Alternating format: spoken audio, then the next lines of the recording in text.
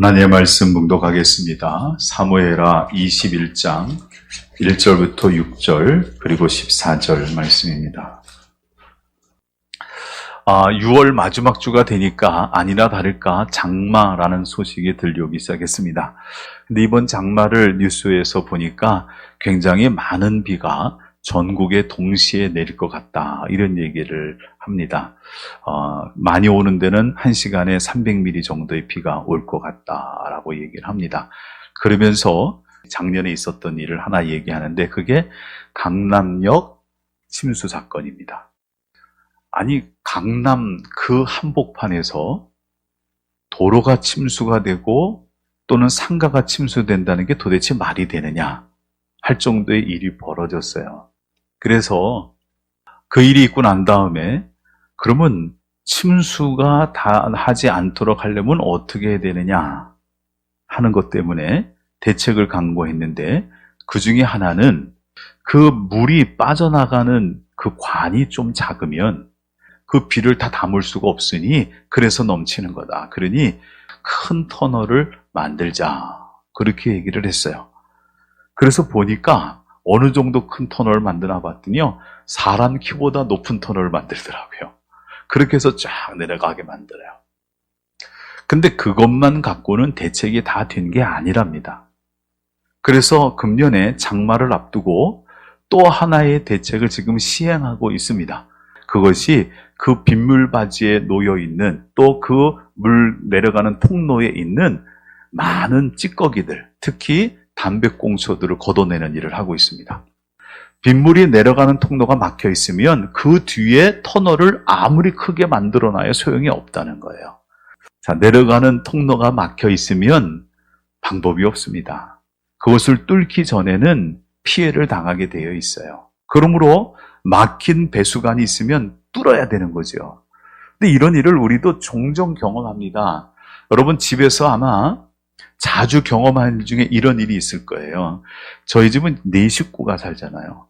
네 식구들이 이제 화장실에서 샤워하고 이렇게 이제 욕실에 샤워하는데, 샤워할 때 보면 샤워하는 그 바로 밑에, 샤워기 밑에 이제 그 하수구가 이렇게 있어요.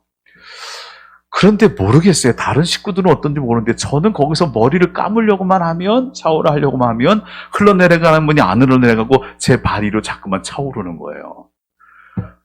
얼마나 짜증이 나는지. 그럼 저는 쓰다 말고, 못 쓰는 칫솔 있잖아요. 그거 갖고 걷어내갖고, 때로는 맨손으로 막 들어온 걸 해갖고, 다 걷어갖고, 그 머리카락, 주범이죠. 그래갖고 다 해갖고 버려요. 그러고 나서 이제 하면은 잘 내려갑니다. 문제가 없는데, 그럼 그 다음에 할 때는 또 뚫려 있어야 되잖아요. 근데 그 다음에 또 막혀요. 자, 이게 막힌 거를 빨리 찾아서 빨리 제거하면은 피해가 그만큼 적어요. 그죠? 그런데 막힌 거를 빨리 알아채지 못하는 때가 있더라고요. 저희 집에 한 달쯤 전에 이런 일이 있었습니다. 어느 날인가부터 주차장 천정에서 물이 떨어지기 시작을 하는 거예요. 근데 물이 떨어지는 게 1층, 그 주차장 바로 위에가 1층이거든요. 1층 어느 집에서 물이 떨어지는 것 같아요. 그래서 우리는 그 집한테 자꾸만 집이 누수가 되는 것 같다, 더 누수가 되면 힘드니까 빨리 사람 불러다가 누수 찾아라, 이렇게 얘기했는데, 그게 자기네 집 사는 게 아니래요. 그리고 물이 계속 떨어지는데, 물이 주차장 절반 이상에서 물이 자꾸만 떨어지기 시작하니까 차가 주차장은 못 들어가요. 그러다가 급기야는 어떤 일이 벌어지냐면 1층에 있는 또 한 집에서 물이, 하수구 물이 그 집으로 역류하는 일이 벌어지기 시작했어요. 그래갖고 이거 뭔가 큰일이 났구나 하고서요, 사람을 불렀는데, 첫 번째 하수구 뚫는 사람 부르는데 이 사람이 제대로 못 뚫고 갔어요. 그러니까 정말로 하수구를 잘 뚫는다고 유명하게 유튜브에서 이름 난 사람을 섭외를 해갖고, 그것도 한 달 가까이 기다려서, 그러고서 그 하수구 뚫는 사람이 와서 뚫기 시작을 하는데, 이 사람은요, 그냥 뚫는 게 아니라 내시경을 넣더라고요.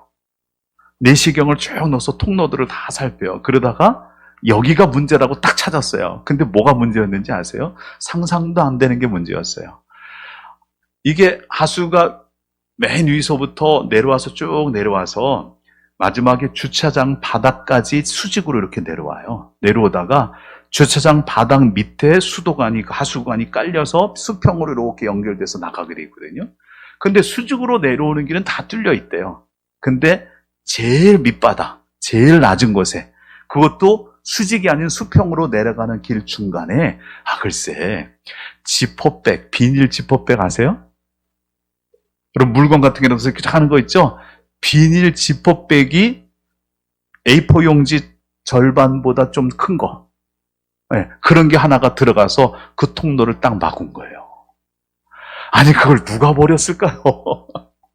제가 생각하기는 아마 하수 같은 데를 위에 이제 그 화장실 같은 데 막으려고 이렇게 씌워놨다가 그게 들어간 게 아닌가 싶은 생각이 드는데, 그게 위에서부터 떨어졌는데 쭉 내려가서 물에 밀려서 내려가다가 맨 밑에 수평한 데 가니까 거기서 물이 못 밀고 나가니까 거기에 이제 찌꺼기들이 걸려서 결국 나중에는 물이 조금씩 나가다가 아예 못 나가게 되니까 이것이 점점점 차오른 거예요. 바닥에서부터 쭉 차올라서 1층으로 넘어가고 1층 집으로 넘어가서 집에서 역류가 돼서 하수가 터지기 시작했으니까 그 집은 얼마나 냄새가 났겠어요. 못해도 6개월 이상, 근 1년 가까이 그렇게 막혀있던 거거든요. 그동안 모른 거예요. 근데 모르고 나니까 나중에 그것이 알게 됐을 때는 큰 일이 벌어지더라고요. 결국은 그거를, 그 전문가를 불러서 뚫었어요. 어렵게 뚫었어요. 어렵게 뚫고 나서 그 비닐을 끄집어냈어요. 그러고 난 다음에 물이 얼마나 잘 빠지는지 몰라요. 여러분, 막힌 하수구는 뚫어야 돼요. 무슨 일이 있어도 뚫어야 돼요. 막힌 하수구는 지금 우리가 알고 있으면 지금 뚫어야 되고, 나중에 알았더라도 나중에라도 뚫어야 돼요. 막힌 하수구는 뚫지 않으면 반드시 그것을 통해서 피해를 입게 되어 있거든요. 그런데 오늘 우리가 읽을 말씀에 바로 이 막힘에 대한 얘기를 하고 있습니다. 자, 어떤 사건이 있었는지 우리 성경을 같이 비교해가면서 보는데, 1절 보게 되면 다윗의 시대에 해를 거듭하여 3년 기근이 있으므로 그랬어요. 이게 다윗이 언제 있었던 일인지는 정확치 않은데, 다윗이 통치하고 있던 어느 해에 3년 동안 매년 기근이 있었다, 거듭해서. 다시 말하면 비가 오지 않았어요. 여러분, 우리나라에 여러분이 살고 있다는 건 굉장히 축복받은 겁니다. 우리나라는 그래도 비가 안 온다 그래도 자주 오잖아요. 이스라엘은 정말 비가 잘 안 와요. 그래서 우기가 지나면 건기 때는 비를 찾아볼 수 없을 정도로 안 오거든요. 그나마 이스라엘 땅에 우기 때에 비가 오는 것 때문에 사람들이 사는데, 1년에 몇 달 또는 며칠 오는 그 비가 아예 오지 않는 거예요. 그게 한 해가 지나갔어요. 아마 첫 해 지나갔을 때는 이게 무슨 문제인지 몰랐을 거예요. 마치 하수구가 막힌 것을 모르고 있다가 나중에 터지는 것처럼 첫 해는 이런 생각을 하죠. 아마 자연현상인 거 봐, 이랬을 거예요. 요즘으로 얘기하면 엘니뇨 이상현상 이래갖고 이게 비가 안 오나 보다. 그러고 지나갔겠죠. 비를 기다리다 그랬는데 이상하게 비가 안 오는 거예요. 그러면서 내년에는 비가 왔으면 좋겠다 그랬는데, 그 다음에 우기를 지나고 건기를 지나가도 비가 2년 동안 한 방울도 오지 않으니 이제 심각한 문제가 생겼어요. 물이 있어야 사람이 마시고, 물이 있어야 사람이 씻고, 물이 있어야 동물들이 먹고, 또는 동물들이 먹을 수 있는 풀이 자라는데, 물이 없으니까 이게 문제가 생겼다고요. 2년 동안 아무것도 할 수가 없는 거예요. 그러니까 사람들이 심각해졌어요.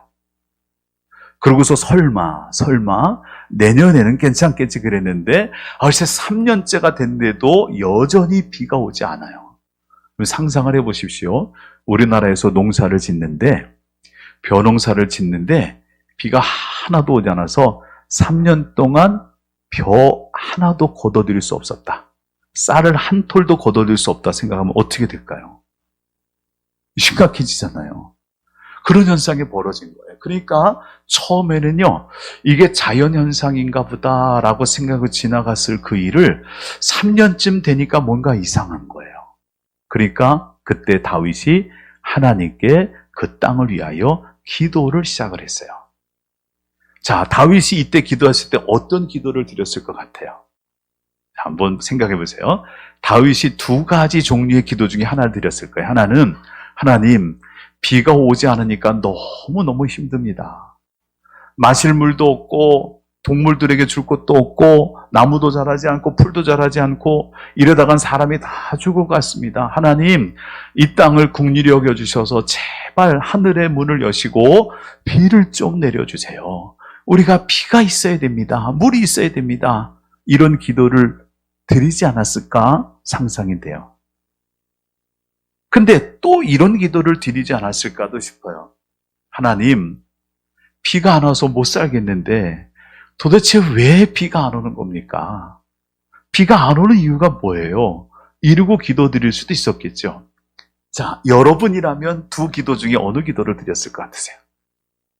하나님, 비 좀 내려주세요 그랬을까요? 아니면 하나님, 비가 안 오는 이유가 뭐예요? 라고 기도했을까요? 여러분 어떤 기도 드릴 것 같아요? 아마 대부분 첫 번째 기도 드렸을걸요. 이렇게 생각하면 쉽게 알 수 있어요. 여러분, 만약에 여러분들이 어느 날 몸이 갑자기 아파요. 하나님, 나 몸이 너무 아픈데 몸 좀 낫게 해주세요 하는 기도를 드리세요? 아니면 하나님, 내가 몸이 아픈데 이 몸이 아픈 원인이 뭔지를 모르는데 원인 좀 알게 해주세요, 그런 기도를 드리세요? 아픈 거 낫게 해달라고 기도하죠? 그렇잖아요. 그러니까 다윗도 처음에 그런 기도를 드렸을 거예요. 하나님, 비가 안 오니까 못 살겠어요. 비 좀 오게 해주세요. 이 땅에 비가 필요합니다. 비가 오는 것이 지금 문제를 해결하는 거예요. 근데 하나님이 그 기도를 들으시고 알았어, 비를 줄게 그러지 않으시고 이런 얘기를 하세요. 말씀을 보세요. 1절에 있습니다. 여호와께서 이르시되 이는 사울과 피를 흘린 그의 집으로 말미암음이니 그가 기브온 사람을 죽였음이니라 하시니라. 하나님이 비를 줄게 라고 얘기하는 것이 아니라 비가 필요해? 비가 필요하다면 먼저 해결해야 될 것이 있어. 그것은 기브온 사람을 죽였던 사울의 죄를 해결하는 거다 라고 얘기를 해요. 자, 이 기도가 전혀 다른 기도입니다. 하나님이 원하는 기도와 사람이 원하는 기도가 달라요. 근데 우리는 우리가 원하는 기도를 드려요. 하나님, 비가 안 오니 못 살겠어요. 비 좀 오게 해주세요. 하나님, 돈이 없으니 못 살겠어요. 돈 좀 벌게 해주세요. 하나님, 우리 아이가 대학을 갔으면 좋겠는데 대학증 붙을 수 있게 잘 해주세요. 하나님, 공부 좀 잘할 수 있게 해주세요. 하나님, 사업 좀 잘 되게 해주세요. 좋은 직장 가게 해주세요. 이게 다 내 문제를 놓고 해결해 달라는 기도를 드려요. 해결해 달라고. 근데 하나님은 해결의 기도를 말씀하지 않고요, 회개의 기도를 얘기하세요. 회개의 기도. 왜냐하면 막힌 것이 있으니 뚫어야 된다는 거예요. 그럼 무슨 문제가 있느냐? 사울이 기브온 사람을 죽였기 때문이다. 여러분 2절 보세요. 기브온 사람은 이스라엘 족속이 아니요 그들은 아모리 사람 중에서 남은 자라. 이스라엘 족속들이 전에 그들에게 맹세하였거늘 사울이 이스라엘과 유다 족속을 위하여 열심히 있으므로 그들을 죽이고자 함이었더라. 그랬죠? 자, 이 사건이 어떤 사건인지 알려면 사실은 여러분 여호수아서 9장의 말씀을 봐야 돼요. 여호수아가 가나안에 들어와서 여리고를 딱 점령하고 그 뒤에 아이성을 점령하고 나니까 가나안 땅에 살고 있던 사람들 중에서 이스라엘을 두려워하는 사람이 생긴 거예요. 그게 누구냐면 기브온 사람들이에요. 기브온 사람들이 바로 이스라엘이 지금 점령한 여리고와 아이성에서 가까운 곳에 살고 있던 사람이었는데 그냥 있으면 다음에 자기 차례일 것 같아요. 그러니까 이들이 꾀를 냈어요. 그래서 한 사람을 이렇게 선택해서 변장을 시킵니다. 머리만 헝클어지게 만들고 남루하게 만들고 수염이 만큼 자라게 만들고 그리고 옷은 아주 해질 대로 해진 옷을 입히고 그리고 가방을 하나 넣고 가방에다가 먹을 것을 줬는데 주먹밥 같은 거 넣거든요. 그런데 그것이 곰팡이가 나서 그걸 딱딱하게 굳어서 먹지 못할 만한 그런 걸 만들어 놔갖고 그걸 가지고 여호수아를 찾아가게 만들었어요. 그리고 거짓말을 해요. 우리가 먼 데서부터 왔는데 얘기를 들으니 여호와라고 하는 당신들의 신이 대단한 것 같다. 우리 당신들하고 싸우지 않고 잘 지내고 싶은데 안 되겠냐. 그러니까 여호수아가 그 얘기를 듣고 하나님께 묻지도 않았고 덜컥 그래 우리 그럼 잘 지내보자 하고서 화친의 조약을 딱 맺어버렸어요. 그것도 하나님의 이름으로 맺어버렸어요. 그러고 났는데 며칠 있다가 보니까 이 사람들이 먼 데 있는 사람이 아니라 바로 옆에 동네에서 온 사람들이에요. 이 사람이 기브온 사람이에요. 그런데 그렇게 알고 났음에도 불구하고 여호수아가 그들을 죽이지 못하게 했어요. 그들이 우리를 속였다고 다른 사람들이 여호수아한테 저들을 징벌해야 된다고, 저들을 쳐야 된다고, 죽여야 된다고 그러는데 여호수아가 못하게 했어요. 왜냐하면 우리가 하나님의 이름으로 언약했기 때문에 그들을 죽일 수 없다. 우리가 그들을 죽이면 하나님의 이름이 욕을 먹는다. 그래서 못 죽이겠거든요. 그래서 그때부터 기브온 사람들이 이스라엘 족속 밑에서 살면서 이스라엘 사람들을 위하여 물을 길어다 주고 이스라엘 사람들을 위하여 나무를 쪼개서 나무를 패다 주는 그런 일을 하면서 마치 종처럼 그렇게 이스라엘을 섬기는 자로 살았던 거예요. 그게 여호수아 시대입니다. 근데 사울이 왕이 됐을 때 사울이 이스라엘을 위하여 열심히 있어서 그래서 기브온 사람을 죽여요. 근데 여러분 기억하셔야 될 게 하나가 있어요. 여호수아 다음에 곧바로 사울이 왕이 된 게 아닙니다. 여호수아 다음에 그 다음에 누가 등장했을까요? 사사들입니다. 사사가 13명이 있었어요. 그래서 여호수아 다음에 사사 13명을 거쳐가는데 13명을 거쳐가고 나중에 사울왕이 왕이 됐을 때는 이 기브온 사건이 있고 난 다음부터 최소한 450에서 500년쯤 지난 뒤에요. 400에서 500년쯤 지나고 난 뒤에 사울이 지금 기브온 사람을 죽이는 거예요. 이들은 이스라엘 사람이 아니라는 거죠. 아모리 사람 중에 남은 자다. 정확히 말하면 히위 족속이거든요. 근데 그들이 이방인이지만 여기 남아있으니 이들을 죽여야 된다. 이들은 우리 가운데 들어올 수 없다. 그래서 이스라엘의 순수한 혈통주의를 위해서 하나님이 허락하지도 않은 그 일을 그들이 해버린 거예요, 사울이. 근데 그냥 죽인 정도가 아닙니다. 여러분 5절의 말씀을 보세요. 5절.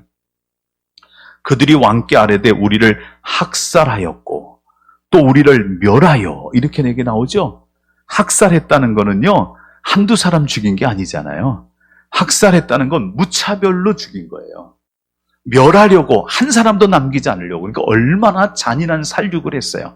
그것도 이스라엘이라는 나라, 그 나라를 위한다는 명목으로. 근데 이거 하나님 원하는 건 아니었거든요. 하나님 말씀 어긴 거거든요. 그러고서 사람을 죽인 거예요. 그리고 400에서 500년 세월이 지나갔어요. 그 죽었던 기브온 사람들 중에 그 가족이 남아있는 사람은 아무도 없습니다. 그런데 그 후손이 또 후손이 대를 이어가서 지금 500년 가까운 세월이 지났는데 아직도 기브온의 그 후손들 속에는 그 마음의 원한이 있는 거예요. 그래서 하나님께서 다윗에게를 알려줬어요. 그래서 다윗이 기브온 사람을 불러서 자, 내가 하나님께 기도하니 이런 일이 있는데 우리가 어떻게 너희에게 속죄하면 기브온 사람 너희들이 여호와의 기업, 다시 말하면 이스라엘을 위하여 축복해 줄 수 있겠느냐. 그러니까 기브온 사람들이 얘기합니다. 이 일은 은과 금에 관한 문제가 아니다. 물질로 해결할 수 있는 문제는 아니다. 그렇다고 해서 우리가 사람을 함부로 죽일 수 있는 권한도 있는 것이 아니지 않느냐. 이렇게 얘기하니 다윗이 너희들이 당신들이 원하는 걸 얘기하면 내가 그것을 시행할 테니까 한번 얘기해봐라. 그랬더니 기브온 사람들이 이렇게 얘기합니다. 그렇다면 우리를 살육하고 우리를 멸하라고 모의했던 그들의 후손 중에서 7명을 내달라 그랬어요. 7이라는 숫자는 완전수를 얘기하거든요. 그래서 7이라는 숫자를 내달라. 그러면 그 7명을 우리가 사울의 땅 기브아에 가서 거기서 목매달아 죽이겠다. 하나님 앞에서 목매달아 죽이겠다. 그래서 다윗이 사울왕 가문의 7명을 내줍니다. 그런데 요나단의 아들은 내주질 않았어요. 그거는 요나단과 언약한 게 있기 때문에 못 내주고 대신 사울의 첩중에 리스바란 여인이 있었거든요. 이 리스바란 여인의 두 아들, 사울의 아들입니다. 그리고 사울의 딸 중에 메랍이라는 딸이 있었어요. 큰 딸. 메랍에게서 낳은 자손 중에 또 5명의 자들. 그래서 사울의 2명의 아들과 사울의 5명의 손자가 기브아 땅에서 하나님의 이름으로 목에 매달려서 죽어요. 그러면 이들의 원한이 이제 해결됐으니 하나님이 기도를 들으시고 비를 내려주셔야 될 것 같은데 안 그러셨어요. 그 7명이 줄에 매달린 채로 사람이 죽었는데도 그들을 끌어내릴 수가 없었어요. 왕의 허락을 하지 않는 거예요. 그러니까 리스바란 여인이 그 시체들 밑에 굵은 배를 갖다 깔아놓고 거기 앉아서 뜨거운 태양빛을 하루 종일 맞으면서 새들이 날라와서 살을 쪼먹지 못하게 하고, 밤에는 이슬을 맞으며 추운데 근데 거기 앉아갖고 맹수들이 와서 시체를 또 뜯어가지 못하게 그 여인이 생명을 걸고 그걸 막기 시작을 하는 거예요. 몇 날 며칠을. 이 소식이 다윗 왕에게 들어가서 다윗 왕이 리스바의 정성에 감동하여 허락을 하기를 시체를 매장해도 좋다. 그러면서 옛날에 이제 전투에 나가서 죽었던 사울과 요나단의 유해를 갖고 오라고. 그래서 길라 땅에서 죽었던 이 사울과 요나단의 유고를 같이 가지고 와서 여기서 죽었던 7명의 사람들, 그 사람들을 한꺼번에 내려서 그 시체와 함께 사울의 가문의 묘, 그곳에다가 같이 장사하게 됩니다. 그래서 사울의 아버지 기스의 묘에 같이 장사하고 있는데 14절을 보니까 이렇게 얘기가 나와요. 14절 끝에 그 후에야 하나님이 그 땅을 위한 기도를 들으시니라. 기도가 3년 동안 막혀있던 거예요. 3년 동안 하나님께 비 좀 내려달라고 아무리 기도해도 비가 안 내려져요. 근데 왜 비가 안 내리는지 알 수 없었어요. 3년이 지나고 나서야 그 일을 알았고 그것의 원인이 됐던 문제를 해결하고 나니 기도가 비로소 통로가 열리기 시작한 거예요. 그래서 그 후에야 그 땅을 위한 기도를 들으셨다. 막힌 기도가 뚫린 거죠. 그런데 우리가 여기서 주목해야 될 것이 있어요. 하나님은 왜 7명의 사람이 목이 매달린 채로 죽었을 때 7명이 죽은 그것이 기브온 사람들의 원한을 풀어준 것일 텐데 왜 7명이 죽었는데도 그때 비를 안 내리셨을까요? 분명히 하나님 얘기했잖아요. 사울이 기브온 사람을 죽었기 때문에 그렇게 한 거다. 그래서 막힌 거다. 그렇다면 기브온 사람들의 원한을 풀기 위해서 7명의 사울의 후손을 죽이기로 했으니까 그를 죽여서 그들이 매달려 죽여 있으면 그러면 기브온 사람들의 원한이 풀어진 걸 테니까 하나님이 그때 비를 내리게 했어야 될 것 같은데 아니에요. 비가 안 내렸습니다. 그래서 리스바라는 여인이 비가 내릴 때까지 그 밑에 있겠다고 그러고 있었던 거거든요. 그런데 나중에 시신을 내려서 장사하고 나니까 그때서야 하나님이 그 땅을 위한 기도를 들으시고 그 땅에 비를 내리기 시작했다는 거예요. 이건 뭘 얘기하는 걸까요? 여러분, 기도가 막히는데 그 막히는 종류가 2가지가 있어요. 하나는 지금 말한 대로 기브온 사람들의 원한이 기도를 막았어요. 사람과 사람 사이에 막힌 것이 있으면 기도가 안 되는 거라는 겁니다. 우리가 하나님께 기도할 때 하나님께 아무리 기도해도 뭔가 해결이 안 되고 응답이 없다. 왜 나는 이렇게 계속 어려운 일만 있고 왜 이렇게 계속 힘든 일만 있고 하나님 내가 아무리 기도해도 나의 기도를 들어줄 생각을 하지 않느냐라고 생각이 된다면 여러분 먼저 생각해야 될 것이 해결하는 기도를 드리는 것이 아니라 그 막힌 것을 뚫는 회개의 기도를 드려야 되는데 그 회개할 거리가 사람과의 관계에 있지 않은지를 살펴봐야 된다는 거예요. 남편과 아내 사이에 부모와 자식 사이에, 자녀와 자녀 사이에, 형제와 형제 사이에, 또는 내가 주변에 만나는 사람과 사이에, 심지어는 교회 안에서조차도 사람과 사람 사이에 막힌 것이 있으면 내가 혼자 아무리 하나님께 매달려 기도해도 하나님 기도의 문을 안 여세요. 그것이 뚫리고 나야 그 해 그것을 하고 난 다음에 그 후에야 하나님의 응답이 있는 거거든요. 예수님께서는 마태복음 5장에 이런 얘기를 하십니다. 그러므로 예물을 제단에 드리려다가 거기서 내 형제에게 원망 들을 만한 일이 있거든, 그것이 생각나거든, 예물을 제단 앞에 두고 먼저 가서 형제와 화목하고 그 후에 와서 예물을 드려라. 예물을 드리고 예배 드리는 게 문제가 아니라는 거예요. 하나님께 예배 드리러 올 수는 있지만 그 예배를 하나님이 안 받으시면 소용이 없잖아요. 하나님이 받으시는 예배가 되려면 그 받는 예배를 위해서 누구에게 원망 들을 만한 있으면 그 사람과 풀고 와서 예배를 드리라는 거예요. 그 사람과 막혀 있으면 하나님과 막힌 어떤 건 거죠. 그 사람과 내가 막혀 있는데 하나님과 내가 은혜의 통로가 열릴 수가 없다는 거예요. 그러므로 하나님과 내가 통하기를 원하면, 내 기도가 하나님께 응답되기를 원하고 내가 기도한 것의 문제가 해결받기를 원하면 내가 그 문제를 해결받기 이전에 내 주변의 사람들과 막힌 것이 없는지를 살펴야 돼요. 그리고 그것을 풀어야 돼요. 그걸 뚫어야 돼요.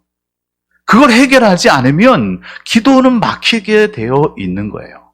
그런데 하나님이 그 사람과의 원한이 풀어졌는데도 기도의 문을 열지 않았어요. 그건 뭐예요? 아직 남아있는 게 있다는 거예요. 그건 뭘까요? 그건 하나님의 진노입니다. 사울이 기브온 사람을 죽일 때 그거는 이스라엘 사람을 위한 일이라고 했지만 하나님을 무시하는 일이었어요. 여호수아조차도 하나님의 이름으로 맹세했기 때문에 죽이지 않았던 그 일을 하나님의 이름 때문에 언약을 지켜야 된다고 했는데, 사울은 하나님의 언약, 하나님의 이름으로 언약했음에도 불구하고 하나님의 이름 따위는 생각지 않고 자기 멋대로 해버린 거예요. 하나님을 거역한, 하나님을 무시한, 하나님을 우습게 여긴 행동이었죠. 하나님이 이 일에 대해서 진노하셨어요. 그래서 기도를 막으신 거예요. 그런데 리스바란 여인이 몇 날 며칠을 그곳에 앉아서 그 시신들을 위하여 정성을 기울이는 것을 보고 다윗의 마음이 움직여지고 그것을 장사 지내게 함으로 하나님의 원한을 푸세요.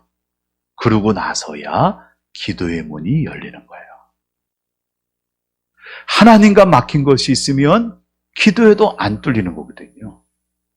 이사야 59장에 이렇게 쓰고 있습니다.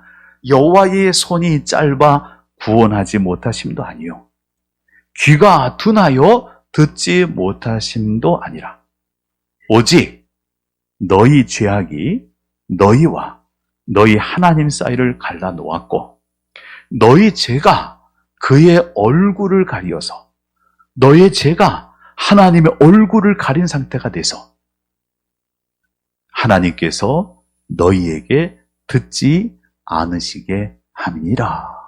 이런 말씀이 있어요. 이사야 59장 1절 2절 말씀. 하나님이 능력이 없어서 역사하지 않는 게 아닙니다. 하나님이 내 기도에 귀를 막고 계시는 거예요. 하나님이 내 기도를 보지 않고 눈을 가리고 계시는 거예요.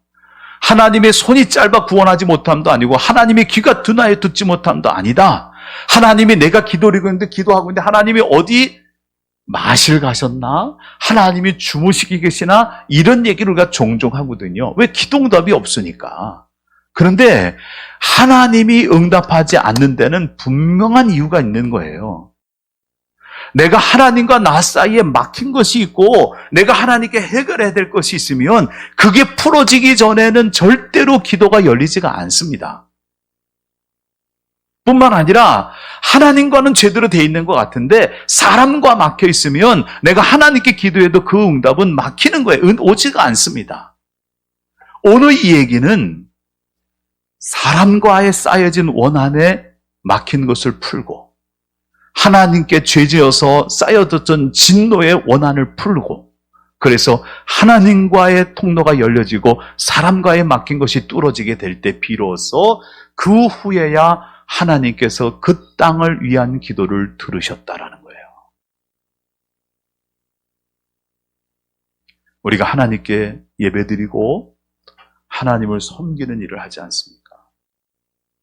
근데 여러분, 우리 자신을 한번 돌아보세요. 우리가 하나님께 기도하는데 왜 나는 기도 응답이 없지? 이런 생각 해보신 적 없습니까?